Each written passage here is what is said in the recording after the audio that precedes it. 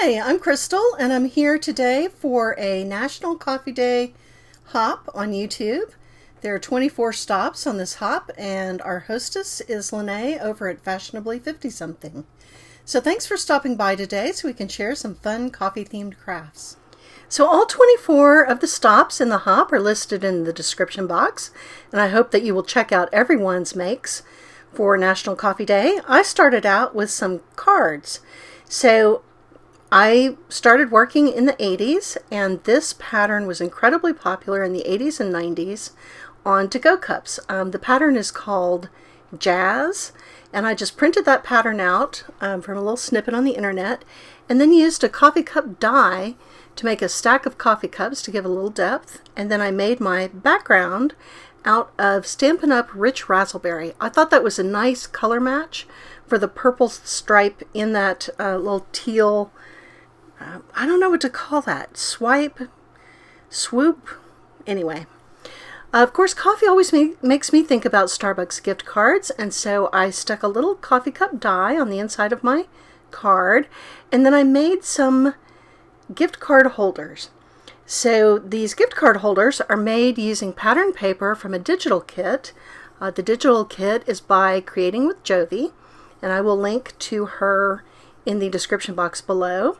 One of the nice things about digital kits, of course, is that you can print them over and over again.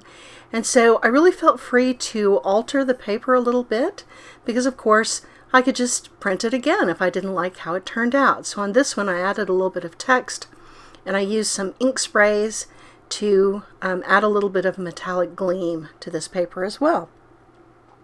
So I didn't have any actual gift cards, so I made some cards, again using the patterns from the digital kit.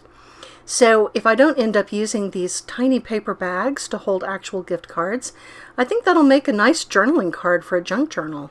So the size is very handy, and I think those little paper bags are awfully cute. I've also listed all the dies I used if you're interested in the names of the die sets or the manufacturer, any of that information.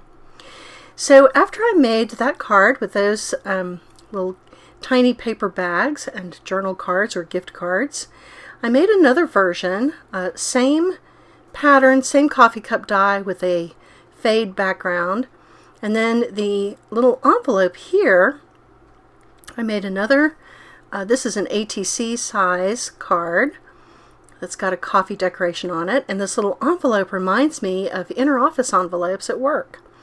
So I made a little double loop to seal it, and I again altered my digital paper. Felt very free to do that, knowing that I could print it again endlessly if I didn't like how it turned out. And I just feel like that's the most fun inter-office envelope ever. So 2 fun cards with a coffee cup on the front and some enclosures on the inside. That was a lot of fun. But sometimes you want to dress up a card just a little bit more than that. And so for the next project, I made a tiny little box.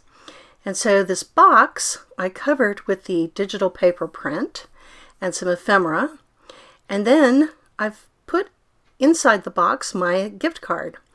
I also decorated with some little shrink plastic dangles. So these little shrink plastic dangles are just attached on the inside of the lid. And I just thought that made a fun addition, a little bit like putting some confetti in the box. So they stay in place because they're attached to the lid, but they add a fun element. But once we get inside the box, we've got our ATC sized card, or you could put a gift card in the box. This could be a journaling card as well. And I've got on the back, drink coffee, do stupid things faster with more energy.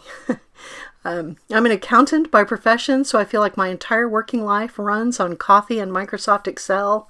So I am a big fan of coffee, that is for sure. And sometimes it does make me do stupid things with more energy. So that was a fun little gift box, and I enjoyed making the shrink plastic dangles. You can make that from any type of number 6 plastic, or of course the shrink plastic is readily available as well. So after I did that, I still had quite a few elements left for my digital kit. I also had a coordinating kit, digital kit that was from Ink and Page. So I will link that as well. Ink and Page sends a weekly free ephemera by email. So if you are not ready to commit to digital kits, you want to try one out for free, that's a good place to sign up for a free kit so you can see what they're like and see if that's something you would enjoy. But I used some elements to make some fun journal editions. So I've got this tiny little file folder since I'm thinking about work. I've also got this fun library card pocket. Got a little bit of a metallic gleam added to that one. And then I've also made this little tag booklet using some other leftover pieces from the digital kits after I cut it up to make my gift card holders. And I just thought that that was tremendous fun. And I really got busy with the ink sprays on this as well.